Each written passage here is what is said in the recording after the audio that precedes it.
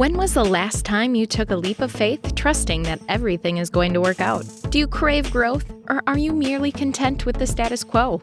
If you want more out of your life, out of your career, and out of your relationships, you are in the right place. Take the leap and discover how to create a life by design rather than living it by default. Real success starts with you. Now here's your host, Colleen Biggs.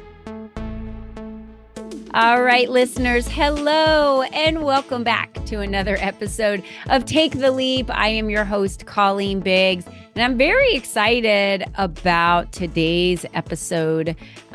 We've got Amy Singleton here, and developing a resilient mindset has got to be one of the number one things that as an entrepreneur you have to work on, because there are down days, there are up days, and if you do not have a resilient mindset, and we'll get into exactly what that means, you're going to struggle. So there's a lot of things that you can do to support that resilient mindset, like, surrounding yourself with great people like I do, because today we have Amy Singleton here. But before we get to Amy and you meet her, I did want to thank our sponsor of today's show, Animated Holiday Lights. At our company, we're dedicated to transforming spaces into extraordinary wonderlands through our expertly crafted permanent light installations. With a team of skilled professionals and a passion for spreading joy and cheer, we strive to create captivating light displays and leave a lasting impression. And you never need to climb a ladder again.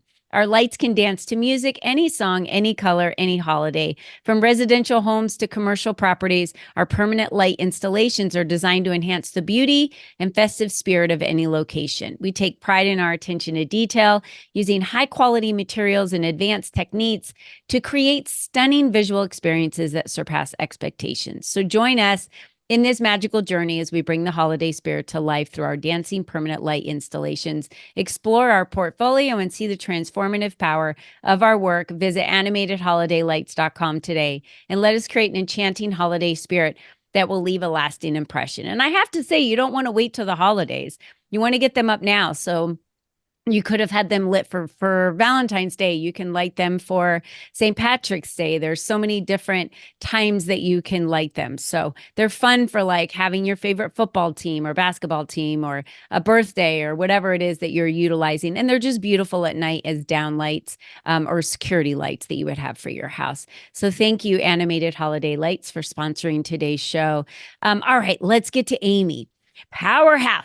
Powerhouse Amy Singleton is an entrepreneur based in Oklahoma City, Oklahoma. Originally a registered nurse, Amy's own health forced her out of a career she loved. Looking for purpose in all the wrong places, she wound up alone and desperately suicidal. Amy now dedicates her life to helping others see hope and purpose beyond their own failures. Too many people struggle to navigate their careers and families without sacrificing personal achievements. She uses stories, humor, and practical insights to inspire women to carve their own path for success after failure. Hello, Amy. Welcome to the show. Colleen, hi. Thanks. I'm so glad to be here. I'm thinking about lighting up my house for the games. That's exciting. That actually sounds really fun. I need to look into that permanent light installation. I like it. It really is. They're all over the place here in Arizona where I live. Just so many houses have them. And there's all kinds of different options from, the kind that twinkle and dance, and then the kind that are just permanent and they do different colors and kind of follow each other in a row. And so there's all different fun stuff you can do with that. But let's get to you. So Miss Powerhouse, Amy Singleton. So you're a powerhouse today, but it sounded as if that you had some health traumas that kind of forced you into maybe retirement as a nurse. What happened there? And how did you use that fight of what you went through to shift it around to create fuel for you to become the powerhouse you are today? Yeah.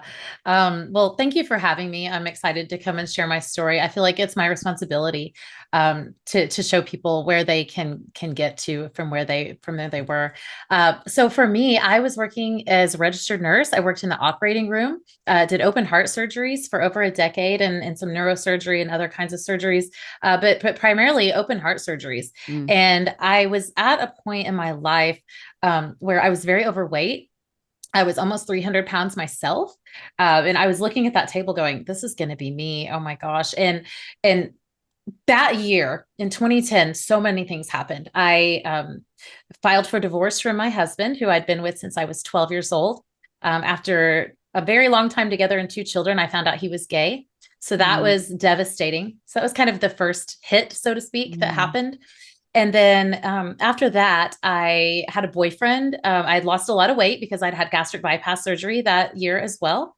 And then I was hunting with a boyfriend, which if anybody knows me, like that is not my thing. But if you know, like when you leave someone, and that was the only guy I'd ever been with, right? I wanted something vastly different. So I ended up with a welder who was like a hunter. It was a wild, but long story short, I broke my back on a four-wheeler Oh hunting. my gosh. And after that experience, this whole cascade of symptoms just started happening.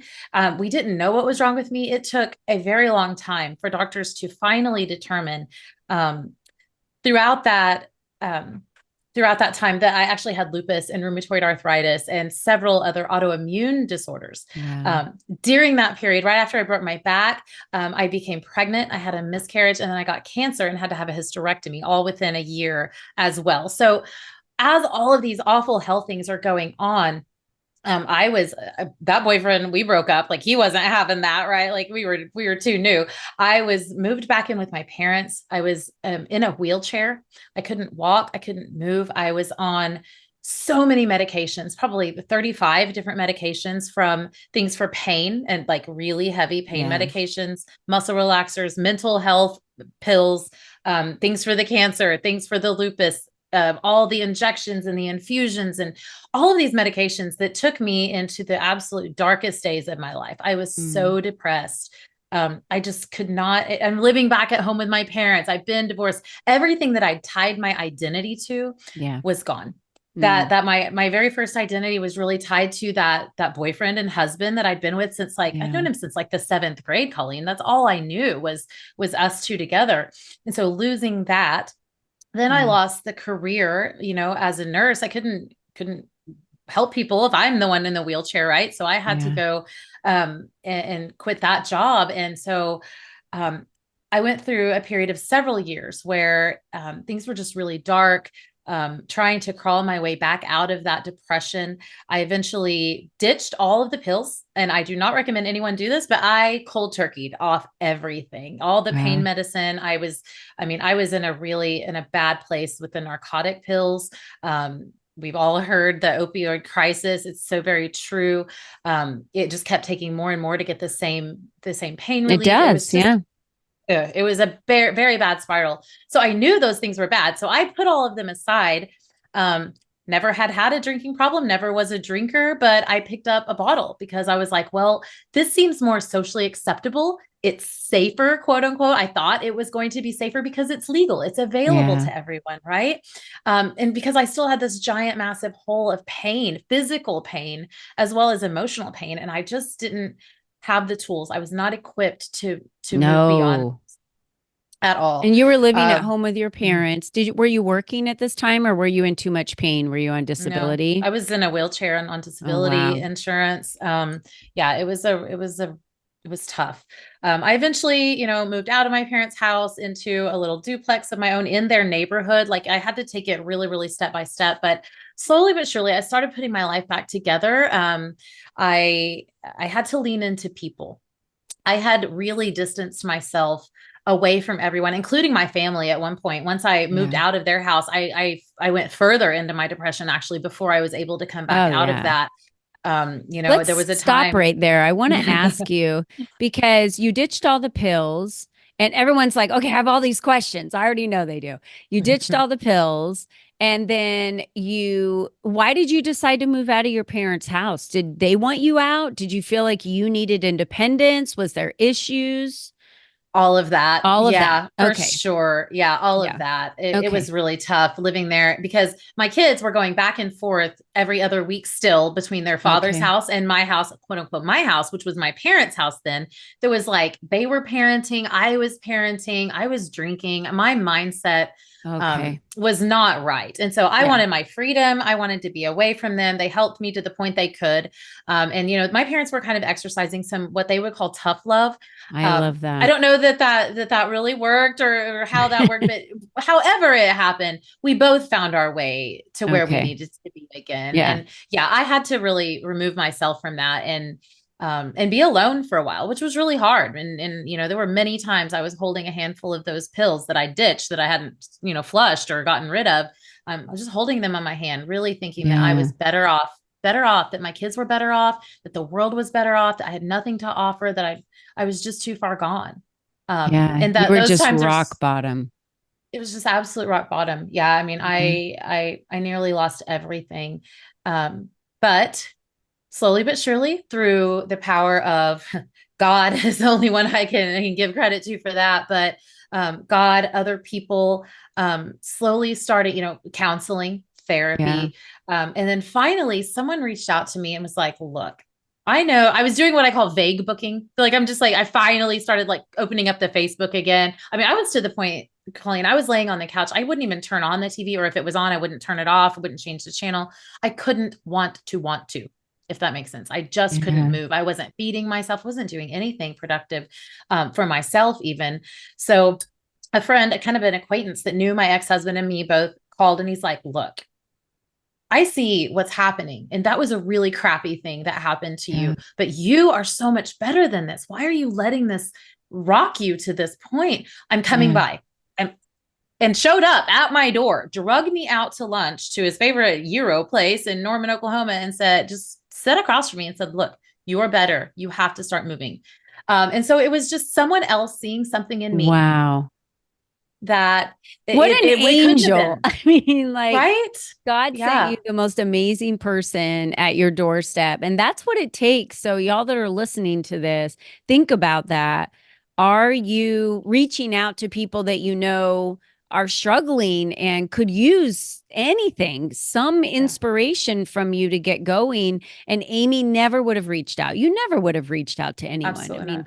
no, because I think there was shame, there was pain, there was fear, there was so much that had been built up that you just felt like, why would anyone want to talk to me? Or why would it, Right. I'm just, Yeah. what am I supposed to do? And there was no like starting point. And I think that like pierced a little light of a starting Yes. point of someone that cared, that said, you're Yes. better than this, you're more than this, I care about you. Now you felt like I'll be letting someone down if I don't do something. Yeah, you know, and it's really unique you say that because I had already let my family down. I had already let my closest friends down. I'd already let my kids down. So that message couldn't have come from them. I'd already heard it from them. I was already, you know, across the table from them. We were firmly across the table. And so as you're thinking about those people in your life that might be hurting, sometimes it's not the person you're closest to that you can have the biggest impact on. It's just an acquaintance, someone, you know, like you just see a change in, but you're not exactly sure what's happening. Don't reach out to those people. Right. So that took me on a path of one step at a time. And I mean, one step to the bathroom to brush my teeth, one step to the kitchen to make a piece of toast and feed me again, one step to my mailbox just to check the mail, or to the end of the next house and then back again into my safe hidey hole in my home. But it was those steps that started that. And of course, leaning further into counseling and therapy and these other things. And then eventually I was trying to make more friends because I distanced myself from everybody. Right. So I downloaded a dating app. Plenty of Fish is where I met my husband. It will be 8 years next month in April that we met on that silly dating app that said he was 1 mile away from me. And his home was 1 mile away from me. And I was just looking for friends and connection. And then he really saw something in me that I was able to latch onto and link arm in arm with. And and build a new life. And so after we got together, he was working far away, even though the app said he was 1 mile away from me. He was actually working 8 hours away in his business. And so he was a serial entrepreneur. He'd had many businesses in the past, was running a business out of state at the time I met him. And we wanted to bring him home. Eventually in our relationship, we're like, okay, this is working. Like you can't always be working away. Where can we serve? What can I physically do that's not nursing, because my body's not going back to that? Where do our time and our talents and our interests intersect in a place where we can truly serve our local community, bring you home, and use both of our time and talents together? And he said, you know who I've paid a lot of money to? Marketing agencies, lead services like Angie's List or Home Advisor, GoDaddy, marketers that promised me the world and gave me nothing, people I couldn't trust, people I didn't know. Let's do better. And so we decided to start a marketing agency, and the rest is truly history. It's been an absolute joy to work together. I've never been happier, never been healthier, both physically and mentally. And it all started with just someone seeing something in me and me having that faith and stepping out when I thought it was going to be a cliff and just putting one foot in front of the other for years now.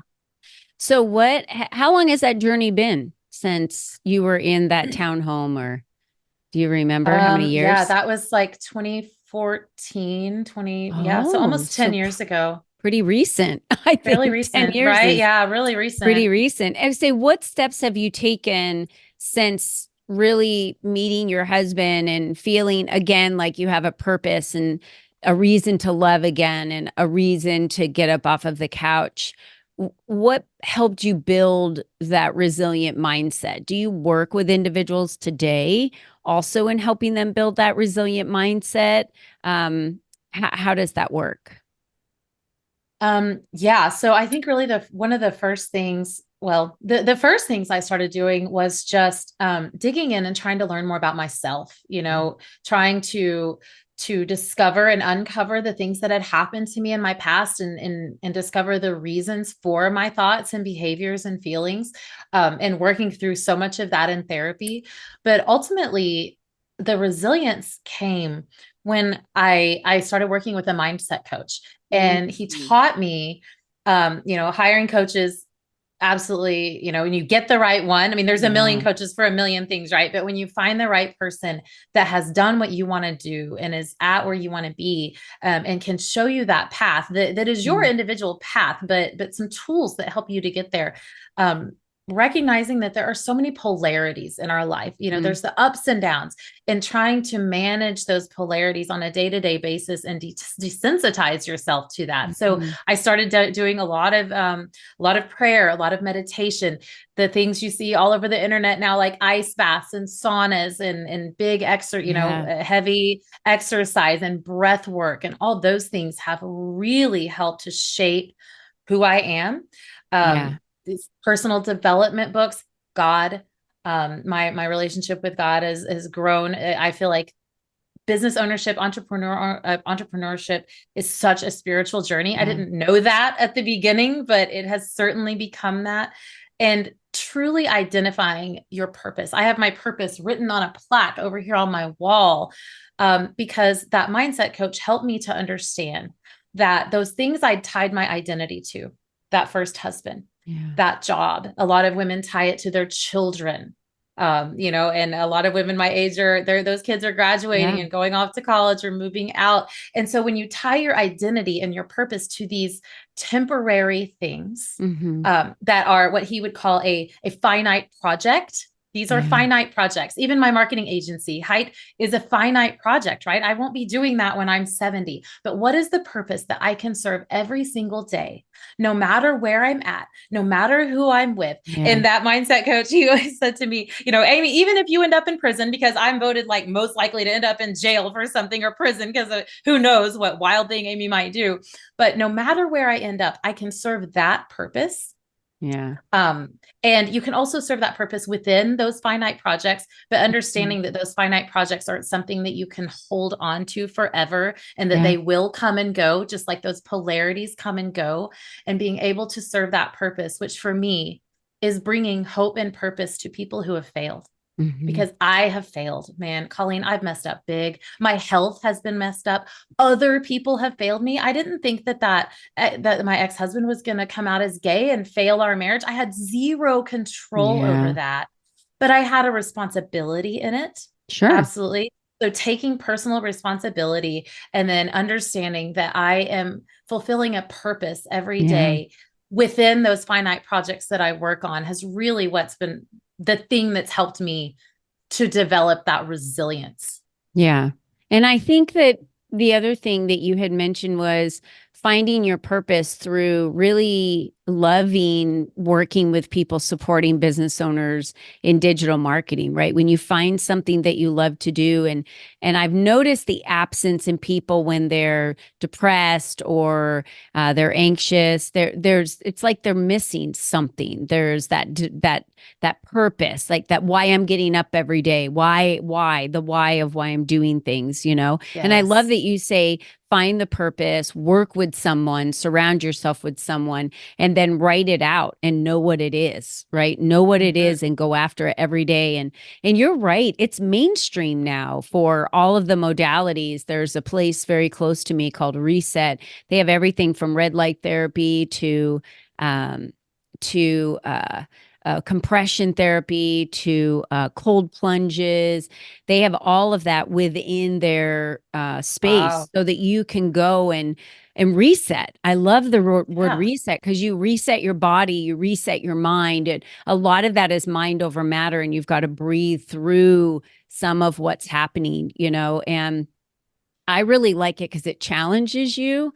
It challenges us to do something in a short amount of time. So it's very quick. You know, I did martial arts for 3 years to become a black belt to challenge my mind and my body physically. That's a long, you know, commitment. This is an hour commitment to go in there and Mhm. do these pieces and breathe through them and get your mindset. And most people that say, no, no, no, no, I can't do that. That's a mindset thing because you can That's do it right. because no one's Right. died doing it. So That's you right. can, you just don't want to. And why is that? And why is there resistance there? And where else is resistance showing up in your life? That's That's the right. biggest question you have to ask yourself. Why'd you say no? Why are you afraid to do something? Where's that resistance showing up? And then, you know, usually you know it's showing up somewhere else in their life too. So, Amy, I Exactly. know that you're everywhere as the real Amy Singleton. So tell me, did you wanted them to go to LinkedIn, Instagram, Facebook? Where's the best place to connect with you, and why should they connect with you? Oh man. Well, I share lots of marketing content, helpful marketing content, and mindset content as well. Yeah. I share my sobriety journey. I'm very open with my life, and truly, when I chose that handle, it was because someone else already had Amy Singleton, but it really worked out because I do just keep it real. And you can connect. They can connect with me at amysingleton.net. All the links to my podcast and social channels are Yeah. there. If anyone has questions about marketing or their website, I'm happy to offer a free website audit. It's there at amysingleton.net. However, I can serve and help, I'm happy to do it and I connect with love other that people. because that might be an area that's really frustrating an entrepreneur not really being able to kind of identify that story and identify that purpose. And that really has to shine on your website. Someone's got to get to know you immediately when they start reading on your website. And obviously, those are the things that you do with those audits. So thank you so much, Amy, for being on today's show. And I want to remind all of you out there, my goodness, you're the only you that's ever been. You're the only you that's Mhm. ever going to be. And just as you heard Amy say, there were struggles. We've all had struggles. When I mention my struggles from when I was younger and I say I was homeless and I grew up on food stamps, people just look at me and they're like, no wonder why it is so important for you that you have an income that's steady and that you help other women get an income as well because you were totally scarred. There was trauma around that. You know, when you were Mhm. younger and never knowing like income, that was a big trauma of mine. So we need others to help us through the trauma. We need others to help us get to the other side. You heard Amy's story of starting just one step, and one person reached out, and then she started working with therapists and really, and we need to love ourselves and develop ourselves before we can expect anybody else to love us for who we are, Absolutely. right? They can only love Absolutely. you to the depths of what you love yourself anyway. That's right. Do you think you love yourself today, Amy? Do you for sure know? Yeah. I am in love with this person. How can I not love this person now? Yeah. I'm so proud of her. I'm so proud. And I talk to her regularly. I talk to the little girl. I talk to that 20-year-old. I talk to the 30-year-old, and I talk to me now. And I love every version of her. She was just fine the way she was. And she's just a work in progress, just like all of us. Yeah, Amy, you're such an inspiration for others to just let it go, move on, learn from everything you went through, because it molded you to become who you are today, whether good or bad. It molded you to who you became today. And I see so many individuals out there, and I'm asking every listener right now, do you feel like a Sherpa? Are you walking around with pounds and pounds and pounds of weight on you of regret or shame or fear or past traumas? You've got to let it go. Find a therapist, get with someone that you need, contact Amy. You've got to work with someone who can help you get rid of that and get on the other side of that, because this is your one life. And you do not want to carry that with you for the whole rest of your life. I guarantee you will regret it in the end. So this was really eye-opening, Amy. Thank you so much for this beautiful conversation, and thank you for joining us. And to everyone out there, don't forget, be you and be strong, and we'll see you next time. Bye-bye for now. Thank you for joining us on this journey of self-discovery, where you learned the tools to create a life by design. Remember, you are the only you there is, and you are the only you that will ever be. Be you and be strong, because you are brilliant, and the world needs you at your best. We cannot wait for you to join us again next time.